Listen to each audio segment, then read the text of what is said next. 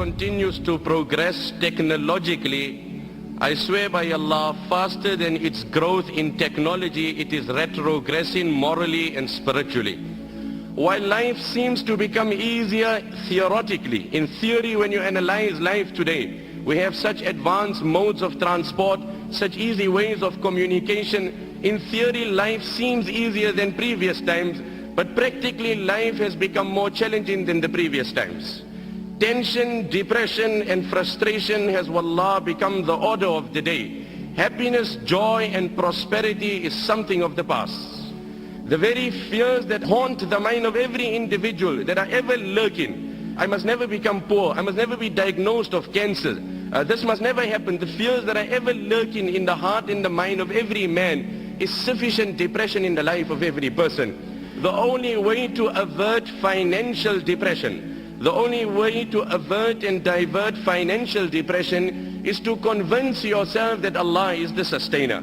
When you've convinced yourself that Allah is the sustainer, now the fluctuation in the currency, the fake predictions of the economists, the competitors in the market will not make a difference to you. So this is the modern day poverty. That in the midst of affluence there is no joy. In the midst of comfort and luxury there is absolutely no joy. Nabi alayhi salam then said in the riwayat of Ibn Hibban, إِنَّمَا الْغِنَى غِنَى الْقَلْبِ وَمَنْ كَانَ الْغِنَى فِي قَلْبِهِ فَلَا يَضُرُّهُ مَا لَقِيَ مِنَ الدُّنْيَا. No, Abu Zar, wealth in essence is the contentment of heart. And no Niagara Falls and no Victoria Falls can give you that contentment that is divine from Allah. وَمَنْ كَانَ الْغِنَى فِي قَلْبِهِ, the one who has contentment in his heart, فَلَا يَضُرُّهُ مَا لَقِيَ مِنَ الدُّنْيَا, then no amount of calamities and tragedies will harm this man, will depress this man. Nothing in this world will depress this man. Like they say, money can buy a house but not a home. Money can buy you a bed but not sleep.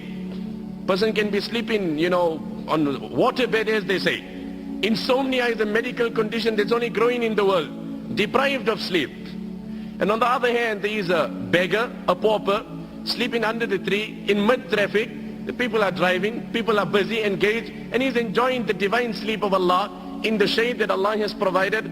I swear by Allah, the greatest contributing factor to depression is guna. Ask that young boy who after he takes a pill and he's on a bus and he's on cloud 9 and he's floating somewhere else, as soon as he becomes sober, he goes through such depression that he's left with one of two options. Either he commits suicide or takes a pill again. There's no other choice in the life of that young boy. This is nothing, these antidepressant tablets, that is escapism. You are hiding the reality. You are disguising and camouflaging. You are not solving, you are not soothing. It's like a person went to a particular motor mechanic, he had a problem in his car. He says, you know what, as I'm driving there's this very strange and peculiar sound coming out and I can't trace the problem. So the motor mechanic had a look at the car, but he couldn't trace the problem. He says, you know what, I can't really find anything, but I got a way out. I can solve the problem for you. If it really bothers you while driving, just put your radio a bit louder. If the noise bothers you, just put your radio, and I promise you your problem will be solved without any money. I swear by Allah, that is antidepressant tablets. You have solved no problem. You have only camouflaged it, you've disguised it. The problem remains. Become sober and it's worse than what it was.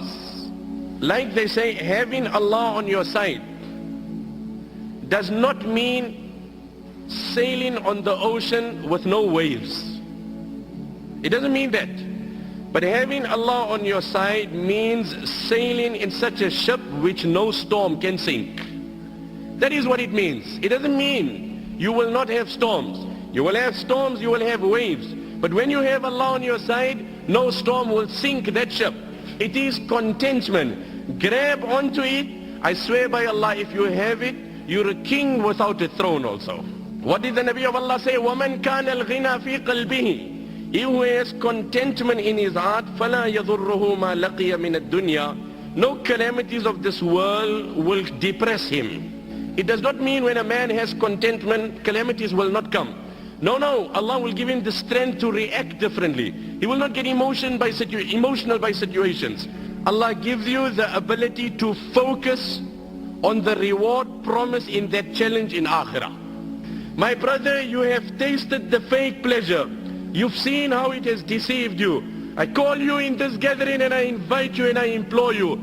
I introduce you to divine pleasure. I introduce you to spiritual pleasure. Wallah, there is such pleasure in salah. A time may Allah favor you with it, one and all. that moment comes in your life, Allah's qasam, where you will go in sajda. And I promise you, you will derive such pleasure. Allah's qasam, in His control is my life. You won't able to lift your head up.